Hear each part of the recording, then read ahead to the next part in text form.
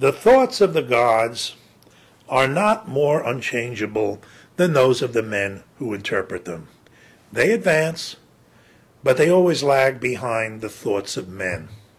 The Christian God was once a Jew, now he's an anti-Semite. So said Anatole France,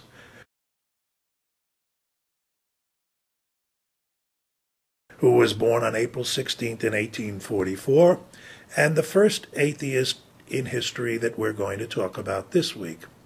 This is This Week in Atheist History, and I'm John Rafferty, president of the Secular Humanist Society of New York, and also a proud and active member of New York City Atheists, which is producing this show. Each week, we look at atheists, famous, some not so famous, in history, atheists, agnostics, freethinkers, skeptics, rationalists, seculars, humanists, secular humanists, and we look at their lives, keyed to their birth dates or death dates. We look at events such as court decisions or burnings at the stake or other amusements of religion, and we discuss what they mean to atheism and to free thought in general today and what we learn from atheist history. The first atheist I mentioned was Anatole France, who was born in 1844, as I said, and there is no ambiguity here. He called himself an atheist from when he was a very young man. Not only an atheist, but an active worker against the Catholic Church, which of course ran France under both the Bonapartes and the republics. So this poet and writer broke through the public to the public with a novel called The Crime of Sylvester Bonnard in 1881, which is about a skeptical scholar, and it was pretty much based on his own life.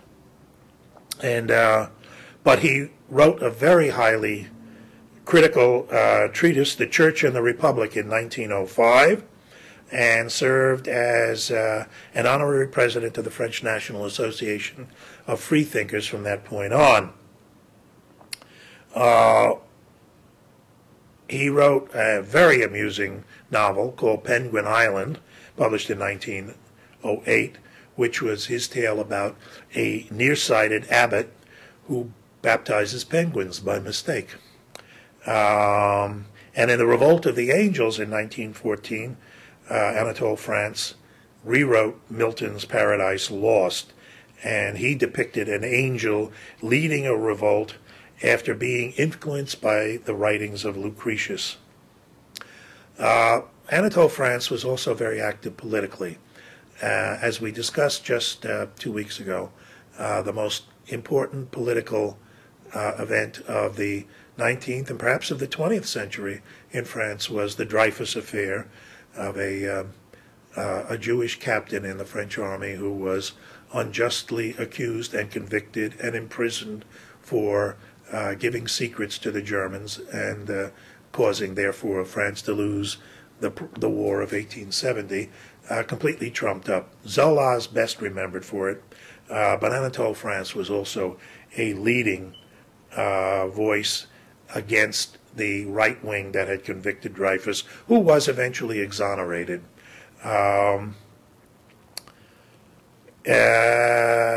There's a wonderful book by Anatole France, which is a collection of aphorisms, and it's called The Garden of Epicurus, and I recommend it very highly. By the way, Anatole France won the Nobel Prize in Literature in 1921. Atheist, freethinker, and political activist, and all-around good guy, Anatole France. Ken, I got to stop for a moment. I'm getting hoarse. Okay, ready to go.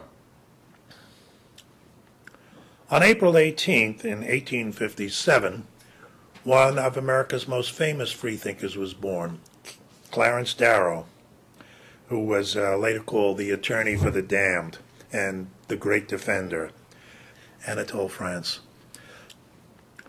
On April 18th in 1857, one of America's most famous freethinkers was born, Clarence Darrow.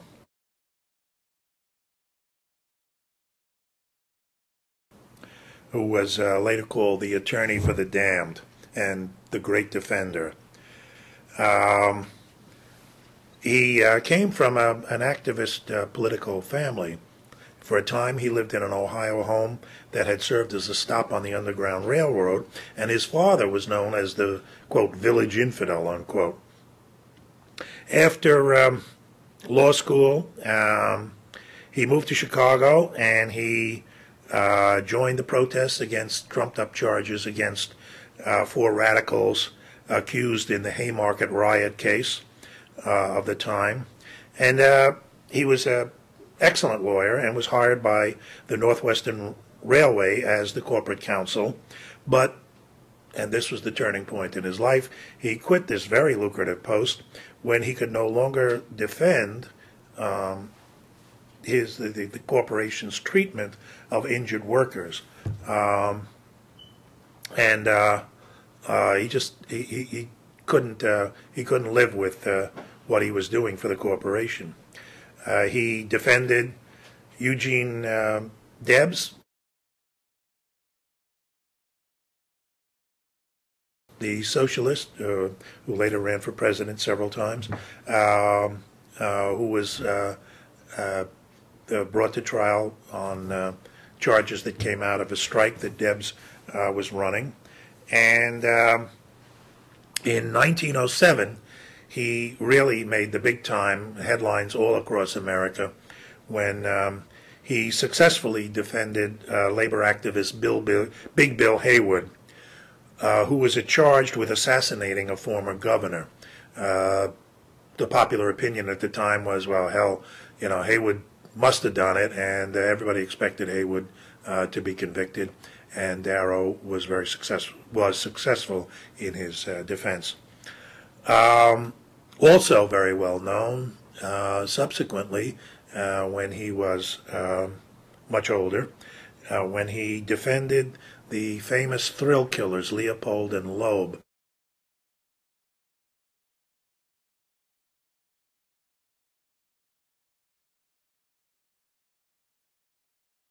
In Chicago in 1924,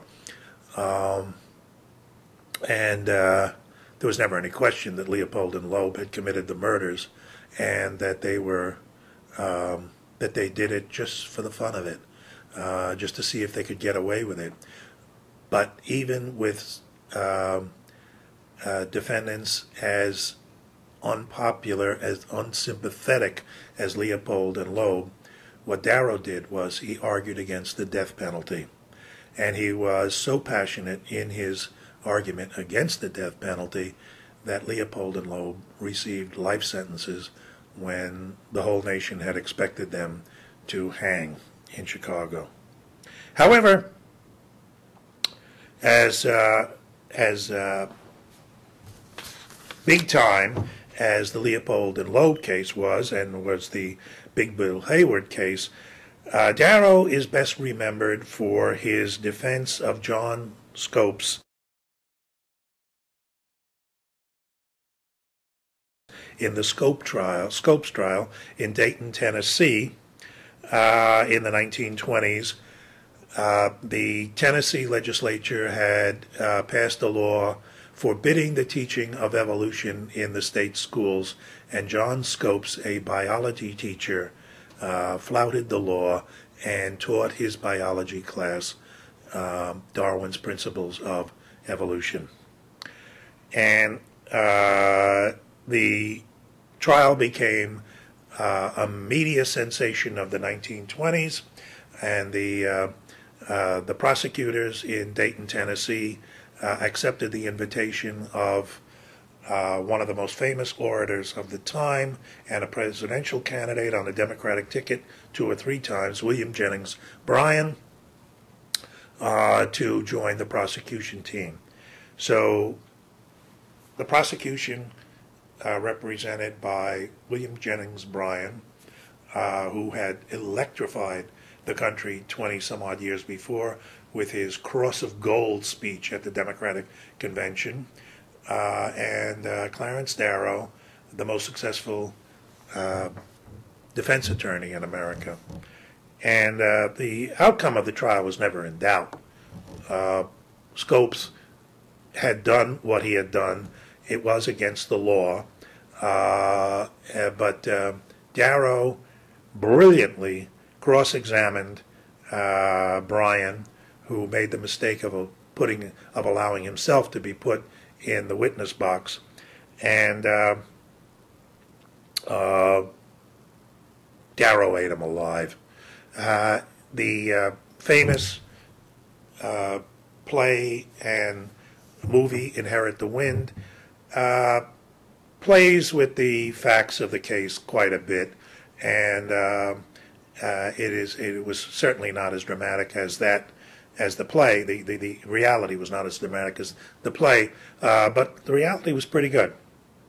During the trial, Darrow said, "I do not consider it an insult, but rather a compliment to be called an agnostic. I do not be," by the way, he calling himself an agnostic in rural Tennessee in the 1920s. You can imagine how that went over with the locals. "I do not pretend to know," he continued, "where many ignorant men are sure." That's all agnosticism means. Darrow, throughout the years, wrote a great many free thought articles and books, and his writings are collected in "Why I Am an Agnostic" and other rest. They're collected into a book called "Why I Am an Agnostic" and other essays. "Religion is the belief in future life and God," he told the New York Times in 1936, "and I don't believe in either. In fact," he wrote, or had written earlier, "I don't believe in God because I don't believe in Mother Goose." Clarence Darrow, born April 18th in 1857, one of the leading lights of atheism, or as he preferred to say, agnosticism, in America in the 20th century. And another one was a man who was born in 1889 in England on April 16th, the Little Tramp.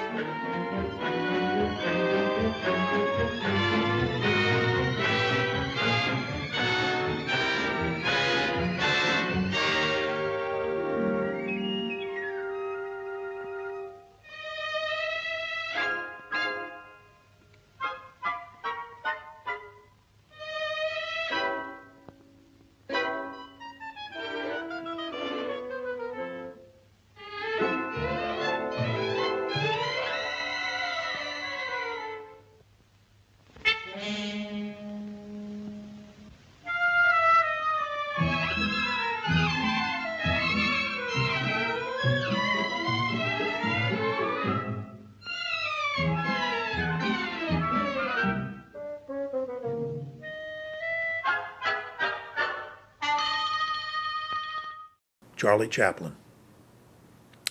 Chaplin made no bones about his free-thinking predilections. Naturally, he was an entertainer, and for 10 or 15 years, the best known and most popular entertainer in the world. Probably the best known person in the world, because, of course, the silent movies that he acted in had no language problem. The people in the Middle East who spoke Farsi and people in Africa who spoke Swahili and people in Russia who spoke Russian could all understand Charlie Chaplin because there was no dialogue. And he was, as I say, the most popular entertainer, maybe the best known person in the world in the 19-teens and 20s. By 1916, he was making $10,000 a week, which $10,000 a year did not become a standard for most people in America until the 1960s. And he was making $10,000 a week in 1916. He was not only admired by many people, the populations all around the world, but he was admired by many intellectuals because they knew the way he thought and what he had to say, including George Bernard Shaw, Marcel Proust, Sigmund Freud, and Bertrand Russell. By the way, Chaplin was one of the people who in 1919, to break the hold of the moguls who ran the film industry in Hollywood, formed United Artists, a company which still exists today. And it was based on the idea that the actors, the artists, should run the show. And they did very successfully, along with Douglas Fairbanks and Mary Pickford, and one other whom I can't remember. At any rate, he fell out of public favor when he married Una O'Neill, who was probably at that time 30 years younger than him. She's the daughter of playwright Eugene O'Neill. And then he also had, there was a paternity suit against him in the 1940s, which he settled. And back in the 1940s, this was the idea, our beloved little tramp, our Charlie, was having sex with somebody, and not his wife. At any rate, he fell out of public favor. And J. Edgar Hoover of the FBI, of course, never liked Chaplin, and he tried to label Chaplin a communist, and he was never quite successful at doing that. But he did manage, he and his minions did manage to compile an FBI dossier on Chaplin, which ran 2,000 pages, and not one fact in there that indicated that Chaplin had ever been a communist. He lived most of his later life in Switzerland because when he left the country at one point and went to England, tried to come back, he was denied readmission. And however, in 1972, after Hoover was gone from the scene, and Chaplin came back to the United States and was given a special Oscar. He wrote in 1964 in his autobiography, called simply My Autobiography, he wrote, "In Philadelphia, I inadvertently came upon an edition of Robert Ingersoll's Essays and Lectures.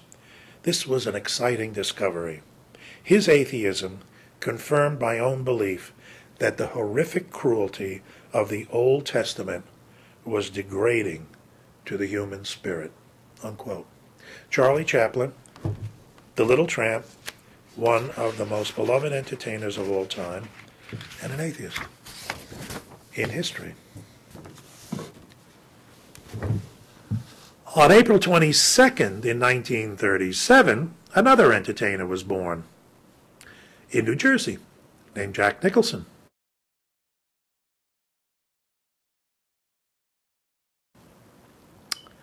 How many great movies have we all seen Jack Nicholson in? Five Easy Pieces, Easy Rider, Carnal Knowledge, One Flew Over the Cuckoo's Nest, The Shining, Terms of Endearment, Prizzi's Honor, Heartburn, The Witches of Eastwick, Batman, A Few Good Men, As Good as It Gets.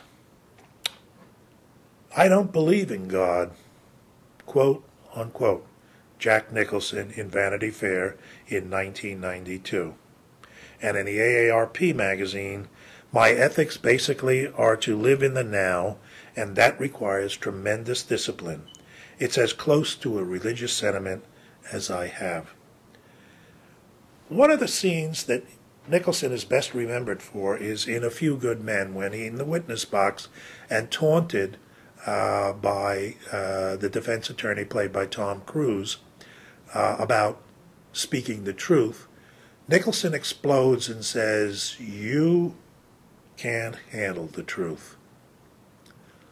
And, you know, it's amazing how many times I have seen that quoted in right-wing email blogs, and I've received so many of them where they think that the character, who's a fictional character, by the way, is right because he doesn't care for the principles of fair play in the courtroom. He tramples on individual rights, and he basically disregards the truth. And why? Because the truth should not be, the truth is so dangerous that it should only be handled by people like himself, who have their own standards of morality. Interesting. I wonder what Nicholson himself thinks about that scene and how it has been co-opted by many on the political and the religious right in America. It'd be interesting to know. The next time Jack and I have brunch, I'll ask him. If you talk to God, said psychiatrist Thomas Szasz,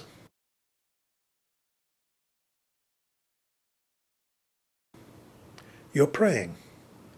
If God talks to you, you're schizophrenic.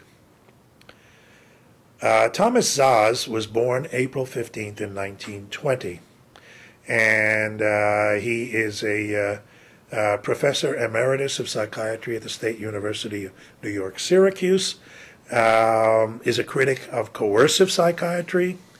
He's a libertarian who supports suicide as a fundamental right, favors abolition of the insanity defense and involuntary mental institution, and refers to the myth of mental illness. I don't know that I would agree with Mr. Szasz on any of this, but he's certainly been very influential. His free thought credentials include being named the 1973 Humanist of the Year by the American Humanist Association and being a Humanist Laureate with the Council for Secular Humanism. And believe me, as someone active in secular humanist circles, to be awarded to be given awards by the American Humanist Association and the Council for Secular Humanism is really unusual. At any rate, that's Thomas Szasz, born 1920 on April 15th, and who compared belief in religion to schizophrenia. That's it. That's what we have for atheism in history this week, and we've looked at, most recently, Thomas Szasz, at Jack Nicholson, at Charlie Chaplin, at Clarence Darrow, the great defender and the attorney for the damned, and at the French writer and political activist Anatole France. Next week, We're going to, as we proceed through the month of April, we're going to look at novelist and big thinker Peter Watson, our 16th, 17th, 18th President Ulysses S. Grant, to Edward Gibbon, he of The Decline and Fall of the Roman Empire, Mary Wollstonecraft, the British writer of Women Without Superstition, No Gods, No Masters, the philosopher David Hume of the 18th century, and the American writer, very briefly, Annie Dillard. Wherever we once were, we are no longer a Christian nation, at least not just. We are also a Jewish nation, a Muslim nation, and a Buddhist nation, and a Hindu nation, and a nation of non-believers.